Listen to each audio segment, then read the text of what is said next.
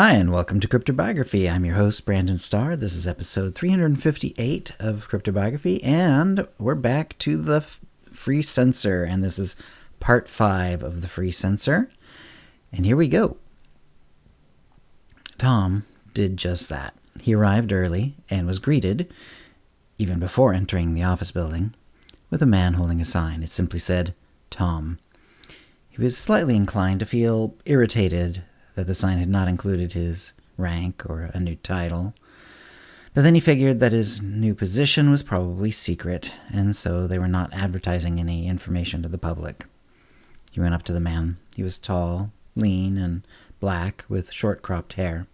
He wore formal clothing that seemed to both say and not say that it was a uniform. "Yes?" Thom asked. "I'm Benjamin 5, the man said, in a clear baritone that Thom only wished he had.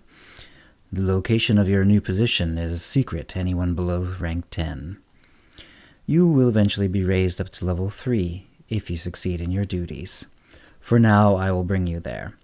In the evenings, I will bring you back home, or wherever you prefer to go." "Okay, then," Thom said. Benjamin 5 waved at a nearby car. Well, more of a vehicle. It had doors where you might expect doors, but there were no windows, except up front. He got in and saw that the entire passenger area was completely closed off to the outside world. He could not even see forward into the driver's area. Benjamin smiled and closed the door. It was strangely like being seated in a closet. He put the seatbelt on, and shortly after the vehicle took off. There was a screen which Thom could presumably watch the allowed shows and news items, but they did not interest him. Part of him wanted to figure out roughly where the vehicle was taking him. He tried to notice all the turns and swerves along the way, but soon enough he was certain that he could no longer tell even which way the car was traveling, much less how fast or where it had gone. There were a few times where it made different bumps and other noises. He supposed they were going over tracks. Perhaps a good map might eventually let him know where he was going based on tracks passed over. But really, it didn't matter. He was too curious to see what the new job held. It was only about 20 minutes later that Thom felt the car stop, and then the engine quit.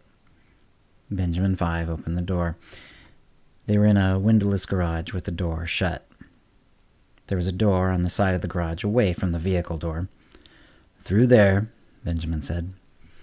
Thom walked, looked behind him, but Benjamin merely nodded once, a bit curtly.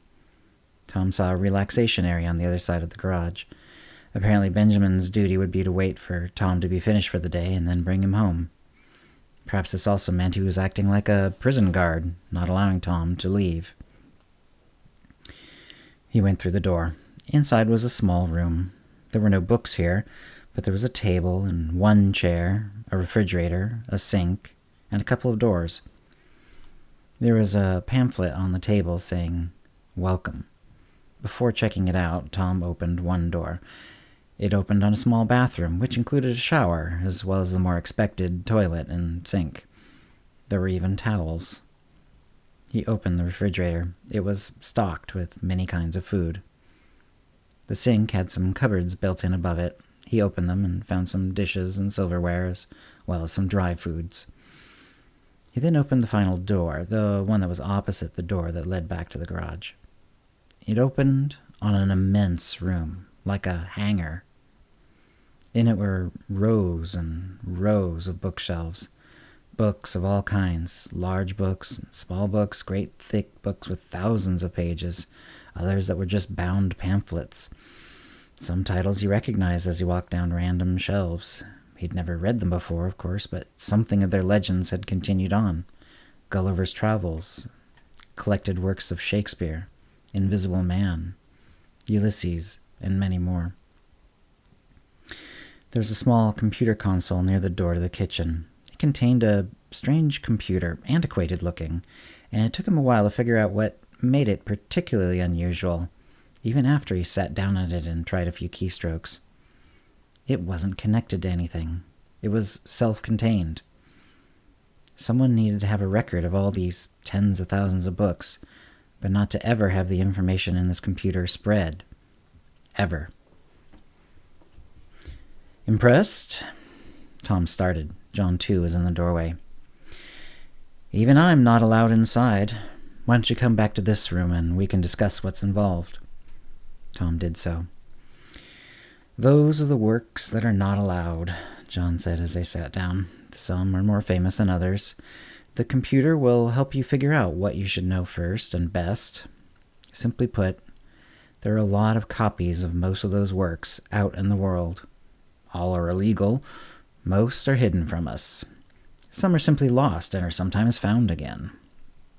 And a lot, despite the years and our best efforts, still pervades the public consciousness. Even if the original works are no longer being read, the ideas survive, a cancer, a canker, damaging our society. You will learn these works and then find where people are still hiding these ideas in current writings. This will allow us to stop it, finally. Or at least prevent more damage from them.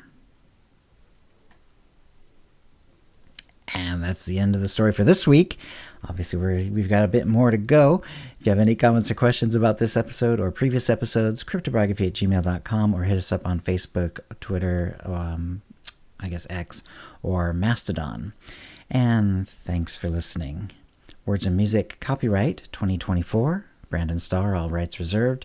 Characters and events are fictional, fictionalized, or satirical.